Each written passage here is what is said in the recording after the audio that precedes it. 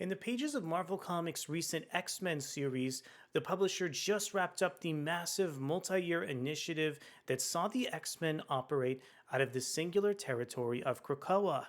Unfortunately, after several attacks from foreign invaders, Krakoa is no more, and this past July, Marvel Comics actually started the From the Ashes initiative. With so many great ongoing series, I wanted to take a few moments and highlight some of my very favorite titles. My name is Ariko Braddock, and today, let's go ahead and count down a From the Ashes tier list of Marvel's ongoing series. Before we get deeper into the video, I want to encourage you to consider subscribing to the channel and hitting the like button over on this video. Okay, I want to go ahead and kick things off with our very first comic book. This is XFactor coming in from Mark Russell and Bob Quinn. While XFactor may be my least favorite out of the ongoing series in Marvel's From the Ashes line, I think there's several redeeming qualities. First of all, Mark Russell brings his brand of signature humor over to the series that's on great display in the first issue. Also, there is just so much personality in Bob Quinn's art as well.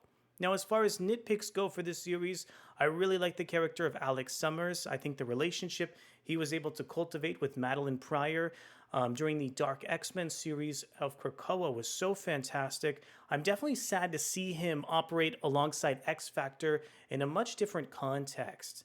Also, it was pretty horrifying to see the true revelation that this team is really experiencing so many suicide missions across this comic as well. Next up, I want to go ahead and spotlight the brand new Wolverine series coming in from Marvel Comics. This one is written by Saladin Ahmed, featuring artwork from Martin Kokolo. This series actually sees Wolverine operate out of Canada. Interestingly enough, in the first issue at least, he's actually running alongside a pack of wolves. Later on in the comic book, Wolverine goes against his former adversary known as Cyber in the story as well. So far, this Wolverine series has a lot of really interesting individual pieces, but I'm not quite sure how it's going to come together. Next up, I want to go ahead and talk about the endlessly fascinating but incredibly complicated brand new run of X-Force from Marvel Comics. This one is actually written by Green Lantern writer Jeffrey Thorne, who's so great at telling really in-depth sci-fi series, and we have artwork from Marcus Toe. So Thorne actually puts the character of Forge in the spotlight, who recently invented a device called the Analog. Watching these characters go all across the globe in the new X-Force series is so interesting, especially as it pulls upon several plot threads from the last run of the series involving characters like Beast and Sage. Also, X-Force is looking towards the future as well. We have brand new characters making up the roster like Betsy Braddock and Iskani. Also, it's quite fascinating to see the character of Surge enter in this series. I think it's also really interesting to juxtapose some of Surge's guest appearances in Ultimate X-Men versus her personality over in X-Force. Okay, really excited about the future of this comic book and just to see what Forge has in mind over with the Analog. Next up, let's go ahead and explore NYX. This is a really interesting urban series written by Colin Kelly and Jackson Lansing, featuring artwork over from Francesco Mortarino. So this comic book is so interesting because of the cast of characters making up the series. We have individuals like Anole, Prodigy, Laura Kinney, as well as Miss Marvel, who joined the X-Men as a part of the publisher's most recent Hellfire Gala. Plus, one of my favorite things about this series so far is how it's exploring the characters of the Cuckoos. The Cuckoos are so fascinating across X-Men continuity, and watching both Kelly and Lansing riff on this premise and the various cliffhangers throughout NYX is so much fun. Plus, seeing Miss Marvel really establish her relationship over with Sophie is a joy to see across this series. I'm also quite shocked at just how ambitious this comic book is so far, taking on plot threads involving the Krakoan as well as the mysterious local over in the comic book tale. Next up, let's go ahead and talk about one of my very favorite new ongoing series. This is Storm coming in from Marvel Comics, written by Marewa Ayadeli, featuring artwork from Marvel Comics veteran Lucas Werneck. It's so fantastic to see Lucas Werneck still drawing the character of Storm coming off an incredibly epic run of X-Men during Immortal X-Men in the Krakoa era of comics. This new series is quite interesting as well. I think Ayadeli has a really interesting perspective for Aurora so far.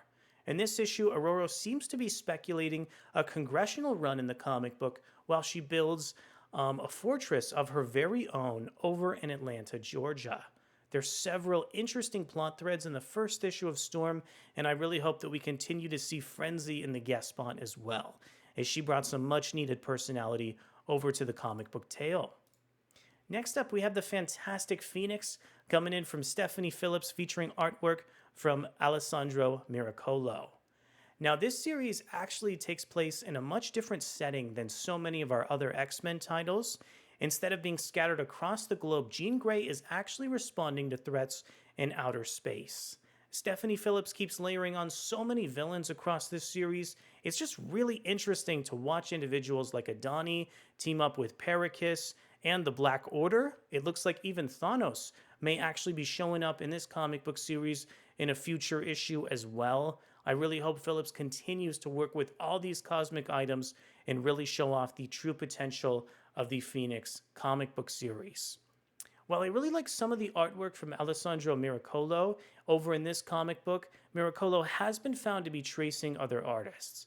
Going forward with Phoenix, I hope that Miracolo will continue to produce his own artwork and we get to see what this creative team really has in store for the character of Phoenix.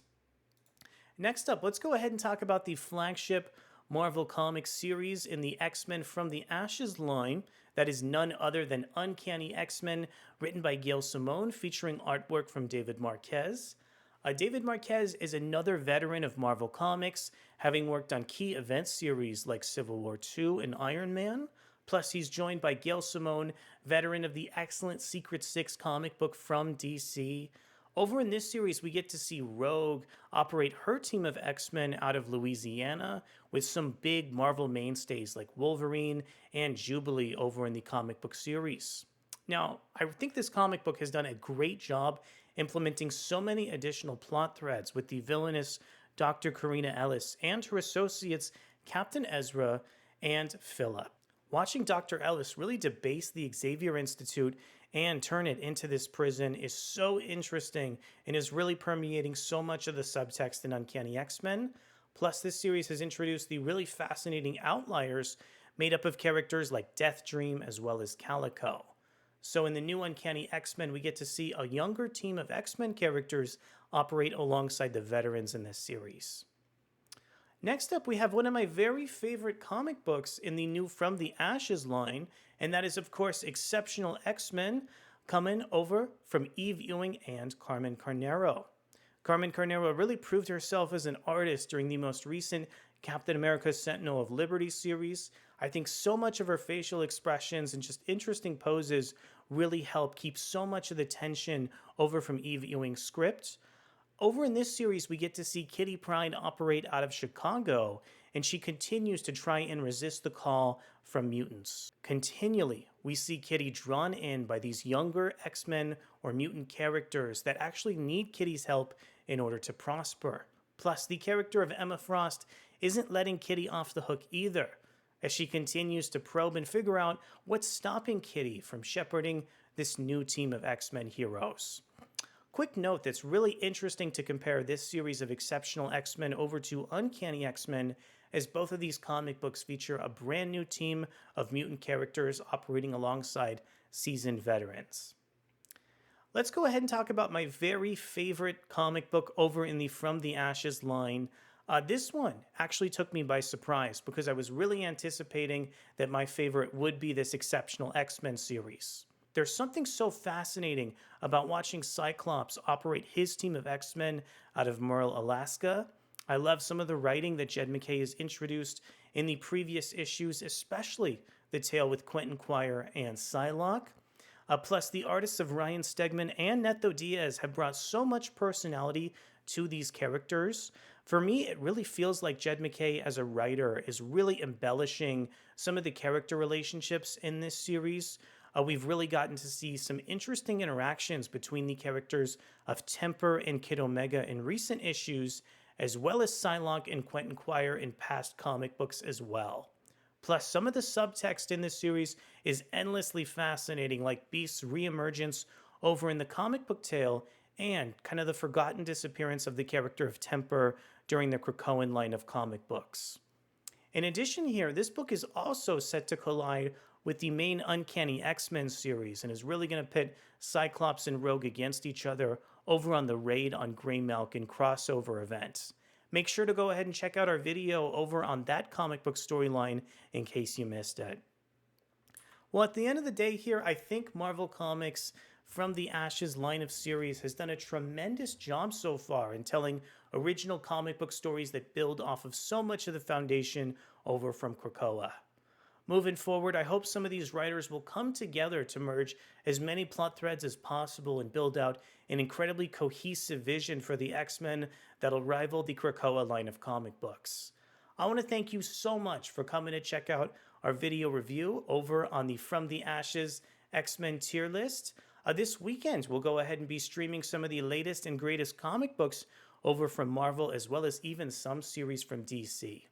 Thank you so much for coming to check out our From the Ashes tier list, and we'll be back real soon for another video.